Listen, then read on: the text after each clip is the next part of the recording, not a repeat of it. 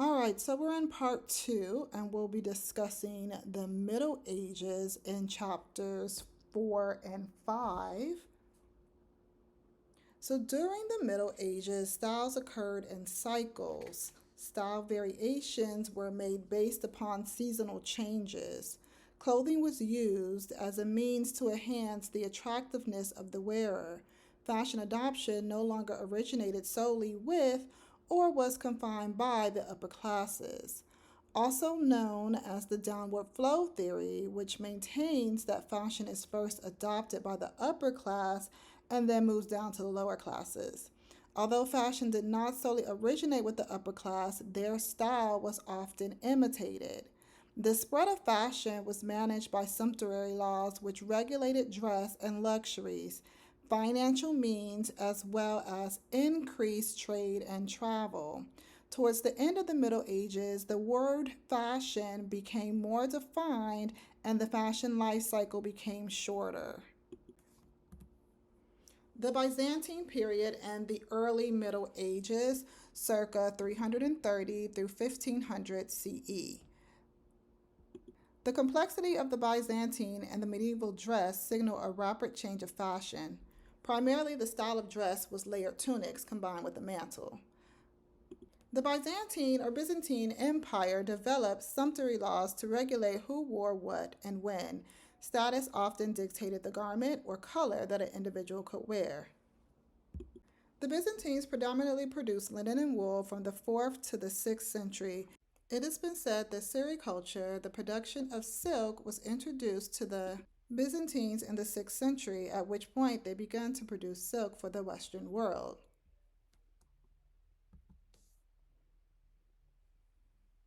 Roman costume was initially introduced to the Byzantines when the Emperor Constantine relocated his capital to the Byzantine. However, over time, Roman costume was disregarded as Eastern influences prevailed. Tunics were the garment of choice for both men and women, with long sleeves dominating. There were two lengths worn by men, short or long. Earlier on, emperors and officials wore short tunics that stopped below the knee. However, in later centuries, they wore long tunics, while those of less important rank wore short tunics. Some tunics were decorated with clavi, circular motifs called roundels, and rectangular or star-shaped decorative medallions called segmenti.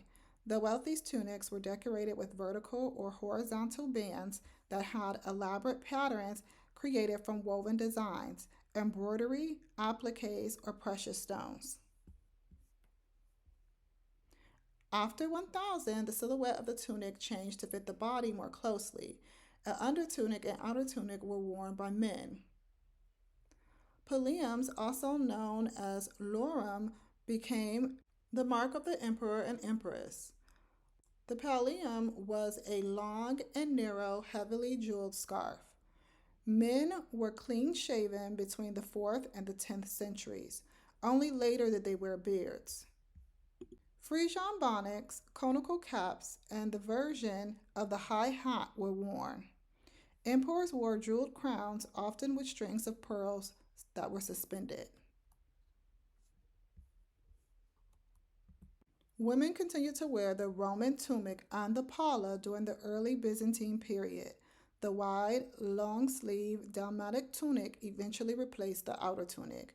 This tunic was decorated with clavi and segmenti. At one point, the palla was replaced by the veil. However, eventually, a modified version of the palla that wrapped around the body, covering the upper part of the skirt, bodice, and one or both shoulders, was used. Wealthy women wore elaborate fabrics that were decorated with jewels. They also accessorized with jeweled belts and collars. The ornamentation of tunics increased after 1000. Sleeves came in an array of styles, from wide, hanging sleeves to sleeves with long bands of fabrics that kind of formed a pendant cuff. Early on, women parted their hair down the middle, letting a few soft waves frame the face, while the majority of the hair was pulled off the face into the back of the head or knotted on the top of the head. Veils and turban-like hats were worn during the 4th to the 12th century. Royal crowns were heavily jeweled diadems with pendant strings of pearls.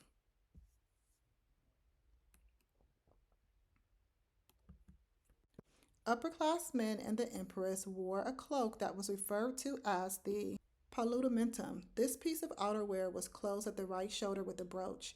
It was distinguished by the tablion, a large square decoration made from contrasting colors and fabrics. After the 11th century, men of the upper class and the imperial family wore semicircular cloaks with center closures. Common people and women wore a simple square cloak. However, after the 7th and 8th centuries, they wore semicircular cloaks with the shoulder or center closure. Shoes often consisted of open construction and were decorated with cuts of fabric such as silk and leather. Stones, pearls, enameled metal, embroidery, applique, and cutwork. Men wore boots that stopped below the calf. The empress wore a wide jeweled collar, paludamentum, or the dress's neckline. Other jewelry worn include pins, earrings, bracelets, rings, and necklaces. The Crusades, initiated by Pope Urban II, intended to free the holy places of Christendom from Muslims, but in reality, the motivations were quite different for each crusade, varying from religious expression to mercenary designs for accumulating wealth and power. By the time the Crusades ended, many new products and processes had been imported to Europe, such as the process of printing patterns on textiles and the use of new fabrics like muslin, dimity, and silk damask. In response to the need for production, a feudal system was developed in Western Europe. Feudal lords and knights built castles on their land to serve as a place of protection. Due to the structure of the castles, they were often cold and windy. Thus, multiple layers of clothing was worn to provide protection and comfort from the elements. By the 12th and 13th centuries, the population increased in major cities due to their lively centers. Due to the uptick in agriculture, manufacture, and trade, wealthy merchants arose with the financial means to dress like the noble. In the 11th and 12th centuries, styles were generally accepted for short periods of time before a new style dominated. Technological advances such as the horizontal loom and the spinning wheel sped up the production of textiles. Trade guilds were created to prevent the importation of competing goods. They regulated the number of artisans, set quality standards, rates of pay, and regulated working conditions.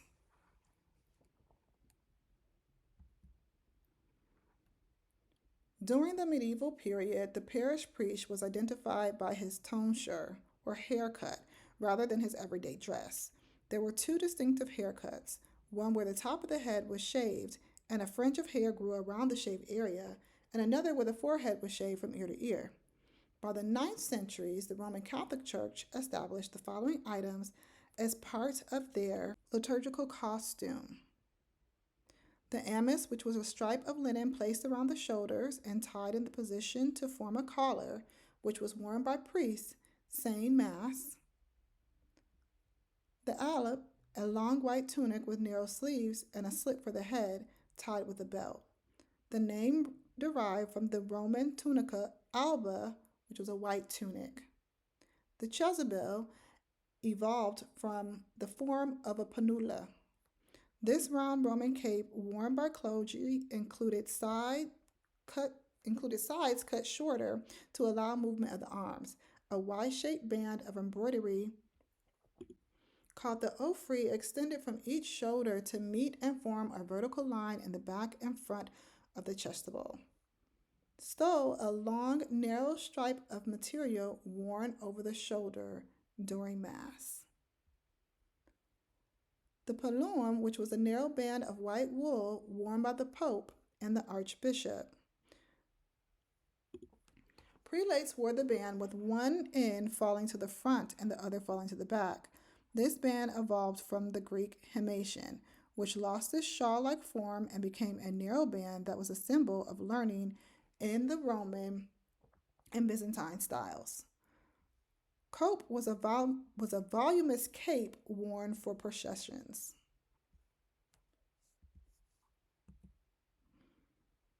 Unlike the dress of most, which changed over time, the original style of dress for monks and nuns was retained. Even today, their distinctive style of dress is recognized and easily sets them apart from those that are worldly. Floor length, loose fitting tunics with very long and fairly wide sleeves were worn by men and women. Depending on one's order, the color and the cut of the garment may vary. The costume of monks included an attached or detached cowl. Nuns covered their heads with veils.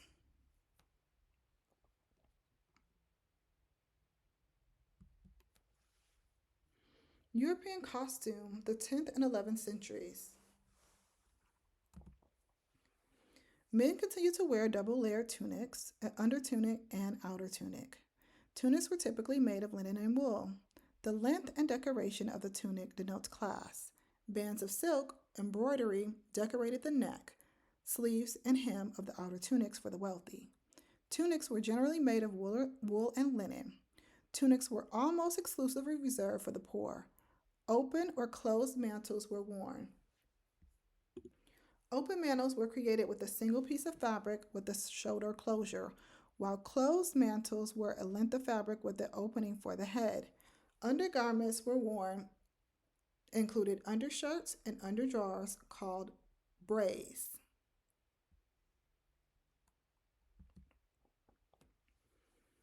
Minimal difference could be detected between the costume of men and women in the 10th and 11th centuries. Essentially, women wore 3 layers of clothing, not including their mantle, which was worn as outerwear. The chemise was worn as an undergarment, then a floor length undertunic, and on top of that, a floor length outer tunic. Hose tied around the knee, and shoes were similar to that of men. However, clogs were worn to raise the shoe out of the water, mud, or snow. Young girls wore their hair loose and uncovered, while married and other women covered their hair with a veil. Gold circlets or headbands, neck bands of beads, bracelets, rings, and earrings were worn by wealthy women. European costume, the 12th century. The 12th century consisted of several style changes.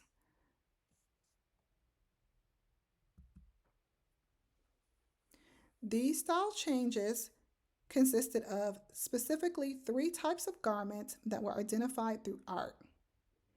First, a tunic worn by the lower class men and women that fit a little more closely than the previous century. Second was a tightly fitted one-piece garment called a blio, was worn by both women and men. Third is a close-fitting garment with the upper section joined to the skirt, called a blio giron, was limited to the upper class men and women. The latter 2 garments clung to the body with many vertical and horizontal folds. In the 13th century, clerks issued decrees against women who showed too much of their bodies.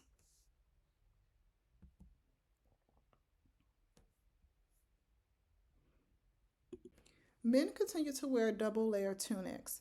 Sleeve types became more varied, with popular variations such as the close fitted sleeve with the decorative turn back cuff, the elbow length sleeves, full sleeves on outer tunics that showed the fitted sleeves of under tunics, and sleeves that were close cut at the shoulders and widened to a bell shape at the end. Mantles and undergarments also continued to be worn. Most men were bearded and had mustaches. Their hair length varied, typically not exceeding past the shoulder. During the end of the century, coifs began to be worn. These were caps that were similar to a baby's bonnet. Chins was worn alone as a house dress. Because it was made of lightweight, washable fabrics such as linen, it was thought to have been a garment worn in the summer. Mantles continued to be worn as well. Upper class women wore their hair in 2 long braids covered in tubular cases that hung down either side of the face. In some cases, hair extensions were added to reach a fashionable length, as some braids were floor length. A loose veil was placed over the hair.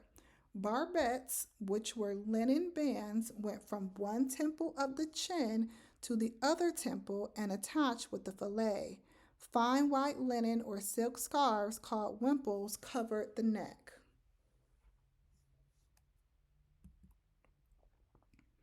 European costume in the 13th century.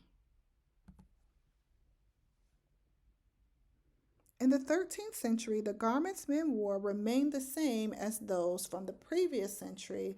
However, terminology changed. Breeches were knee length or short braids. The coat was an undertunic, which was long and typically worn by upperclassmen, or working classmen would wear a shorter coat. A short coat was an outer tunic. There was two sleeve types during the period that were popular: long and tightly fitted, and sleeves that were cut full under the arm and tapered at the wrist. These were referred to as a Magyar sleeve.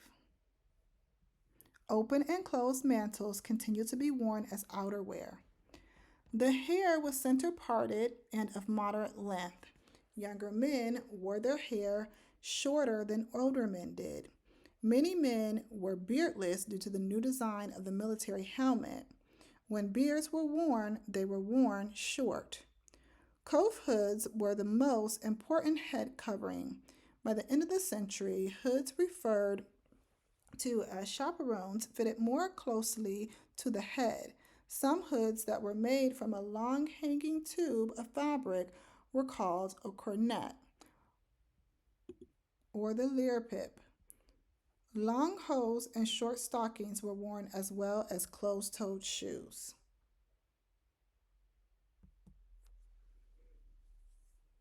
The garnache was a long cloak with cape-like sleeves, often lined or collared with fur. This garment was open at the sides and under the arms.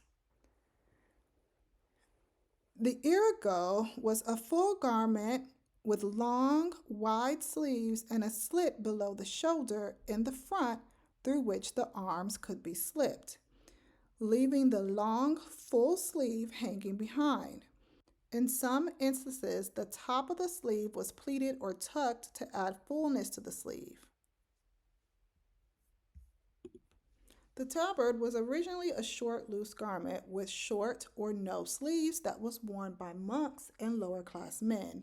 In some instances, it fastened under the arms either by seaming or with fabric tabs.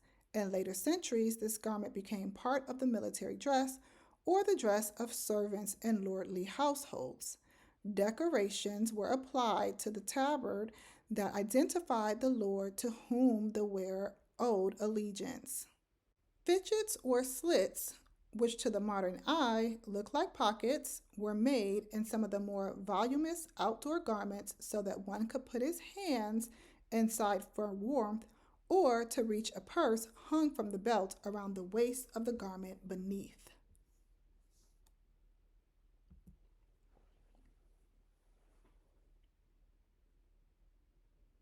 The costume of women consisted of the same pieces as those of men: a chemise, a coat, a surcoat, a mantle, or a cloak.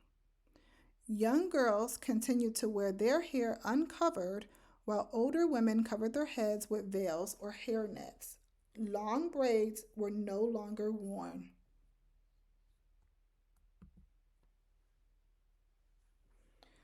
Gloves were worn only by the noble and the clergy prior to the 13th century. At the close of the century, gloves were commonly used by both men and women. Glove length varied from the wrist to the elbow. Purses, pouches, and wallets hung from belts rather than the shoulder.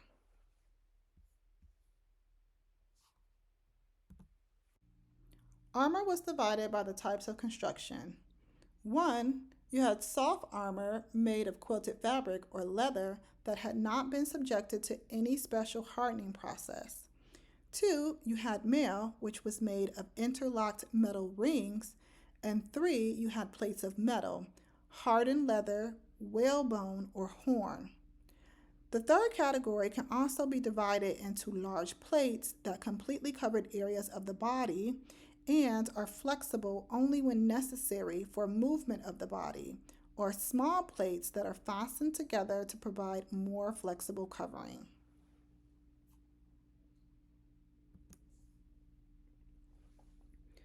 One of the earliest and most important sources of information about the appearance of medieval armor is going to be this tapestry.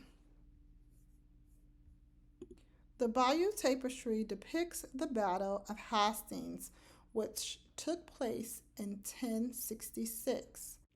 In the tapestry, figures wear knee-length shirts of mail called hauberk or berne.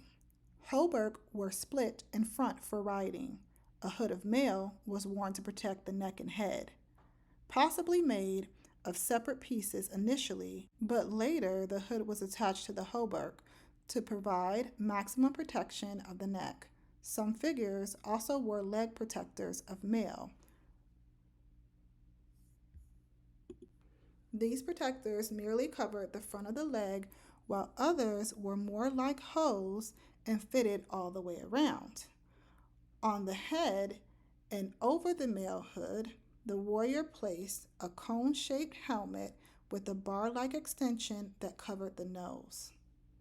By the 12th and 13th century, military costume weighed 25 to 30 pounds.